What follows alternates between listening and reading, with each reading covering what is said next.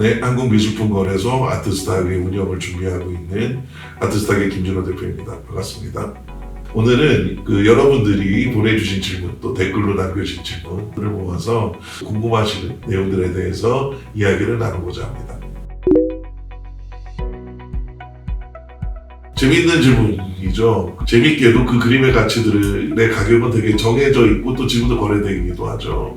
가장 비싸게 거래된다라고 하는 최근에 2017년도 10월에 거래됐던 그 살바도로 문디라고 하는 레오나르도 다빈치의 작품은 그 5억 불 정도에 거래가 됐거든요. 4억 한 7천 불, 8천 불 정도에 거래된 걸로 알고 있는데, 그게 실제로 1954년대 최초에 발견될 때는 얼마에 샀었냐면 7만 원 정도에 샀어요. 재밌죠? 그 가격이 똑같은 작품인데 그 몇십 년만의 가격 차이가 그렇게 났어요. 그럼 그 가치를 그림 물감으로 평가할 거냐? 그렇지는 않겠죠. 그러면 또 종이값으로 평가할 수도 없을 거고. 실제로 미술 가격의 가치는 뭐냐면 사람들의 감동의 총합이라고 생각하는 게 좋아요. 감동의 총합이라는 것들이 좀 말이 어렵기는 하겠지만, 그 작품에 대해서 감동을 많이 느끼면 느낄수록 그 작품의 가치는 커져요.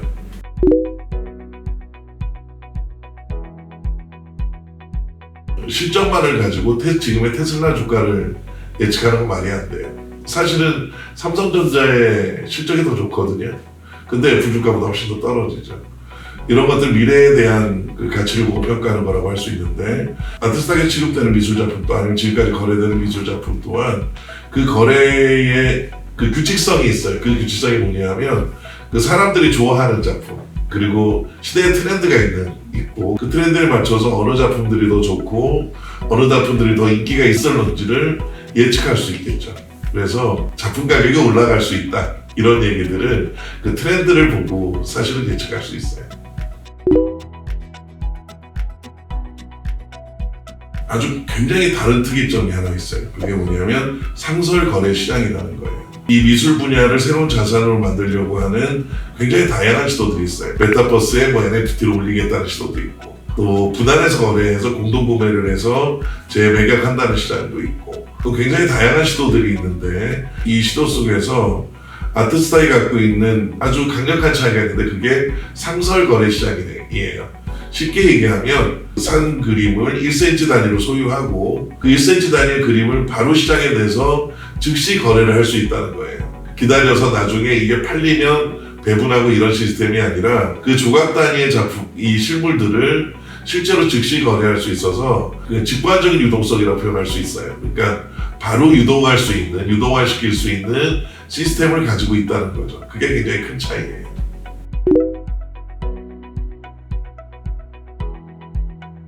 주식도 의미가 있고 코인이 의미가 있는데 왜 미술품을 사야 되느냐라는 거죠. 사실은 훨씬 더 안전하고 더 많은 돈을 벌 수도 있어요. 아주 쉽게. 특히 한국 미술들은 다들 그래요. 우리 주식을 살 때 어떤 걸 사는 게 좋아요?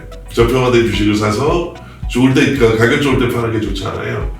마찬가지로 지금 한국 미술 작품들의 가격이 굉장히 낮게 평가돼 있어요. 쉽게 얘기하면 저평가 의량주이고, 코인하고 다르게 근거 자산이 존재하잖아요. 근거 자산이 존재하느냐 존재하지 않느냐는 0이냐 1의 차이거든요. 그 차이가 있고 또 저평가 받고 있어서 지금 시장에서는 저평가 의량주를 사는 거다라고 생각할 수 있죠.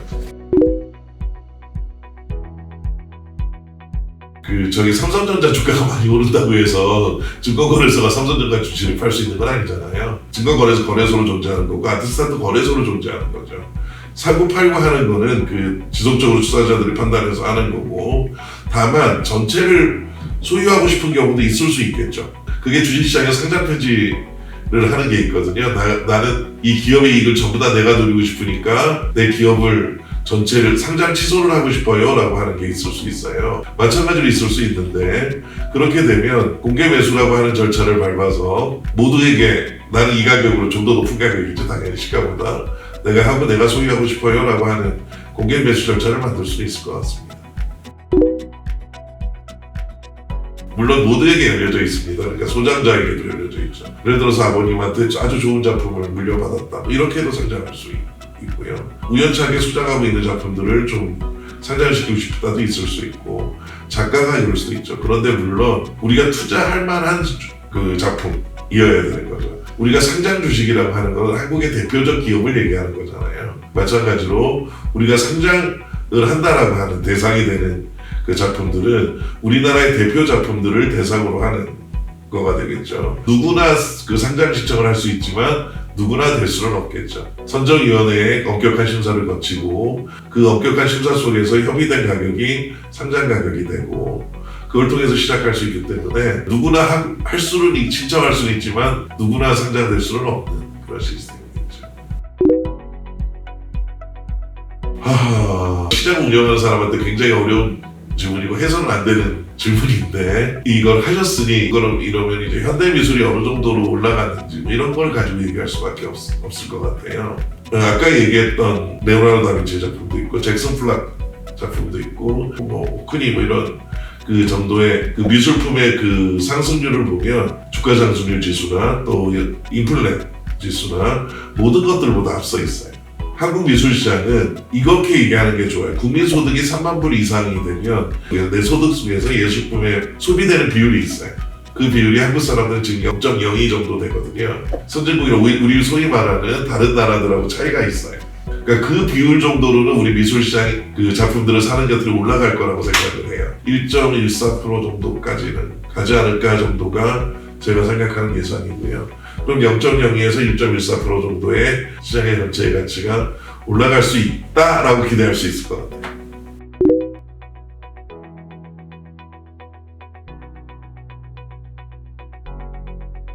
증권거래에서 우리가 삼성전자 주식을 예를 들어 샀어요. 그럼 내 주식은 어디 있나요? 직권예탁원에 있어요. 마찬가지로 우리 작품들은 안전한 수장고에 보관돼 있죠.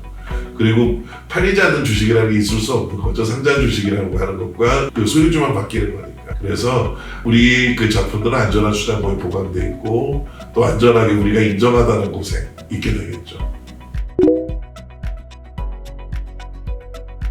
지금 저희가 뭐 여러 작가들, 그러니까 뭐 작가신 작가들 유명 작품들도 뭐 이렇게 소유하고 있지만 아트스탁이 추구하는 바는 현존하고 있는 작가들의 작품들을 평가받도록 하는 것이 사실은 아트스탁이 추구하는 바예요. 현존 작가들 중에 우리한테는 아직 조금은 좀 덜 알려진 그렇지만 작품성은 높게 평가받고 있는 작가들의 작품을 상장을 시키고 그게 시장에서 평가받도록 하는 노력을 하고 있고요. 물론 한두 작품이나 몇 작품들은 우리에게 모두 알려진 작품들도 아마 상장될 겁니다.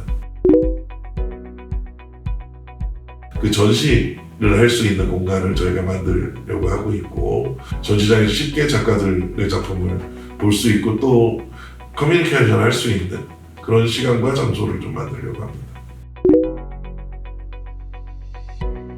익숙한 시스템을 시행하는 게 좋기 때문에 주식 시장에서 취하는 그대로 그 개장하고 폐장하고 맨 마지막에 정기 매매하고 뭐 이런 시스템을 그대로 도입하려고 합니다. 이건 원금 보장은 무서운 문제예요. 원금 보장을 하면 안 되거든요. 유사수신에 관련된 문제들이 있어요. 그렇지만 아트스탁은 특별하게 이렇게는 하려고 합니다. 상장 작품을 하는 최초 가격, 그러니까 이번에 같은 경우에 최초 시작 가격이겠죠. 그 가격으로는 아트스탁이 그 거래소가 도로 사주는 컨셉인 거죠. 예를 들어서 10,000원짜리가 잘 안 팔려.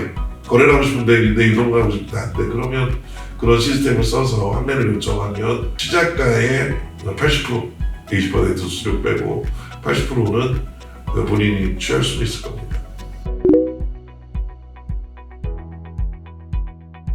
그러니까 일단 안전한 수량으로 쓰고 있으니까 그 걱정은 안 하셔도 될 거고 그 다음에 우리가 리스크 회피 수단이라고 하는데 당연히 보험 문제나 이런 그걸로 리스크를 회피할 수 있는 다양한 방법들을 가지고 그 문제를 해결하려고 하고 있습니다. 내가 거래 증서를 가지고 있다, 거래 증서를 나누는 거하고 내가 이거를 직접 실물을 조금이라도 가지고 있다는 건 전혀 느낌이 다르잖아요. 실제로 다른 느낌이죠. 실제로 연애하고 비슷하지 않을까요? 가상에 있는 인물에 대한 연애를 하는 거하고 실제 있는 사람과 감정을 나누고 뭐 생각을 하는 것과 차이가 있는 것처럼 NFT는 저희가 적극적으로 도입할 일이기는 해요. 우리 그 투자자들이 소유하는 작품들의 그 저작권에 대한 방어, 또 저작권을 활용이라고 하는 측면에서는 NFT를 적극적으로 활용해야 되겠지만 저희가 갖고 있는 컨셉은 이 실물 자체를 소유하는 것이 그리고 그 경험을 누리도록 하는 것이 중요하다라고 생각하고 있습니다. 그 회사는 이득은 수수료로 얻죠. 거래 수수료로. 거래할 때마다 조금씩 받는 증권사 수수료가 같네요. 작가는 어떻게 영리하면 실제로 시장이 생긴다고 해서 그림 가격이 마구 높아지거나 뭐 이렇게 되는 건 좀 그렇겠죠. 그렇지만 거래되지 않고 있는 게 거래된다는 게 중요합니다. 그러면 내가 그림이 몇백 점, 몇천 점을 이렇게 많이 그리고 있는 작가도 실제로 시장에서 판매가 되지 않아가지고 실제로 공부관 생활을 해야 되는 경우들이 많이 있거든요. 우리가 우리 아트스타기 시스템을 통해서 이 미술품 거래가 활성화되면 이 작가들의 이 삶들이 좀 나아질 수 있겠죠. 그러면 아마 작품들도 훨씬 더 좋아지지 않을까라는 기대는 가지고 있습니다.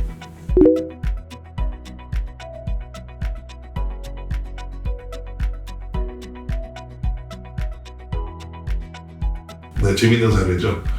그 정혜장 선생님의 작품이 본인은 위작이라고 얘기했는데 대법원 판례는 그 진품이라고 결정된 뭐 그런 판례도 있어요. 그래서 한국 미술품의 위작 시비는 논란들이 좀 많이 있는데 아트스타기 시스템에서 그런 일이 일어날 수가 없어요. 왜냐하면 현존하는 작가들이 중심이고 현존하는 작가가 본인의 작품을 보증하는 형태의 보증서를 받게 되고 상장 자체를 본인이 신청하는 개념이기 때문에 그런 위작 시비에 대해서는 자유로울 수 있는 게 지금 아트스타이가 갖고 있는 시스템이라고 생각합니다.